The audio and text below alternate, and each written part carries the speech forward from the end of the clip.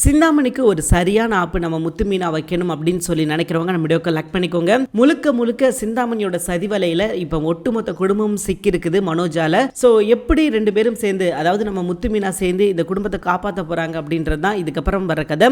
So இன்னைக்கு எபிசோட்ல பாத்தீங்கன்னா நம்ம முத்து மீனா ரெண்டு பேரும் சேர்ந்து டிஸ்கஷன் பண்ணிக்கிட்டு இருக்காங்க.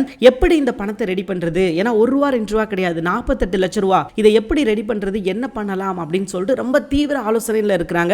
அப்ப மீனா என்ன சொல்றாங்க அப்படின்னா, என்கிட்ட ஒரு 5 லட்சத்துக்கான ஒரு நகை ஒன்று இருக்குது, அந்த நகையை வேணா நம்ம அடகு வச்சிருவோம் அல்லது வித்துருவோம் அப்படின்ற மாதிரி சொல்லும்போது, மீனா இந்த நகையை உனக்கு நான் இப்போதானே மீனா வாங்கி கொடுத்தேன், அதையே நீ விற்கிறதுக்கு துணிச்சிட்டியா அப்படின்னு சொல்லி முத்து கேட்கிறாரு.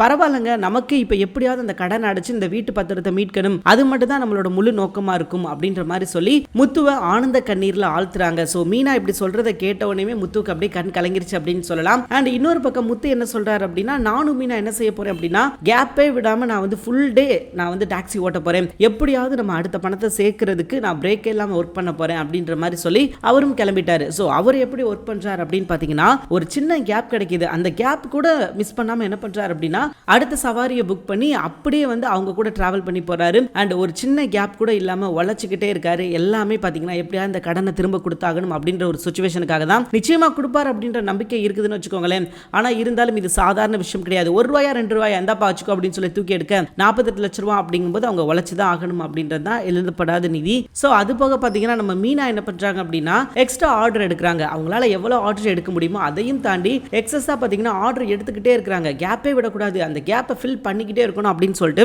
அவங்க வந்து ஆர்டர் எடுத்து அவங்க ஒர்க் பண்ணிக்கிட்டே இருக்காங்க. சோ அவங்களும் பாத்தீங்கன்னா அவங்களால எவ்வளவு தூரத்துக்கு உழைக்க முடியுமோ அவ்வளவு தூரத்துக்கு உழைச்சிக்கிட்டு இருக்காங்க.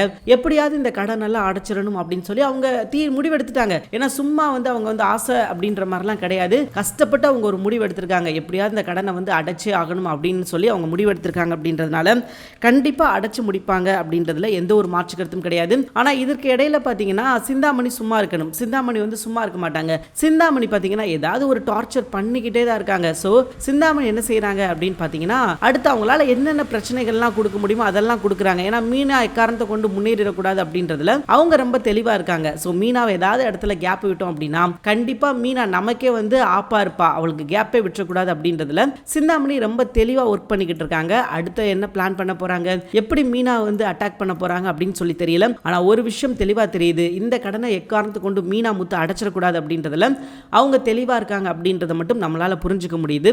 நிச்சயமா இவங்க இப்படி இருக்கிறது மீனா முத்துவுக்கு என்னைக்கா இருந்தாலும் அது ஆபத்து தான். ஏன்னா இவங்க வந்து சும்மாவே இருக்க மாட்டாங்க, கண்டிப்பா அடுத்தடுத்து ஏதாவது ஒரு ப்ரெஷர் போட்டுக்கிட்டே தான் இருப்பாங்க. ஸோ மீனா முத்து வந்து நிம்மதியாவே இருக்க விட மாட்டாங்க. அடுத்தடுத்து பிரச்சனைகள் இவங்க மூலியமா வரதான் போகுது. ஸோ எல்லாத்துக்கும் அவங்க ரெடி ஆயிரணும். ஏன்னா எல்லா பிரச்சனையும் இவங்க தான் கொடுக்குறாங்க அப்படின்றது அவங்களுக்கு நல்லாவே தெரியும். ஆனா இருந்தாலும் என்ன சிக்கல் அப்படின்னு பாத்தீங்கன்னா, அவங்க வந்து பெருசா எதுலையுமே இன்வால்வ் ஆக மாட்டேங்கிறாங்க. அதுதான் பிரச்சனை. அவங்க எதுலையாவது இன்வால்வ் ஆகி பண்ணாங்க அப்படின்னா நல்லா இருக்கும். பட் அவங்க இன்வால்வ் ஆக மாட்டேங்கிறாங்க.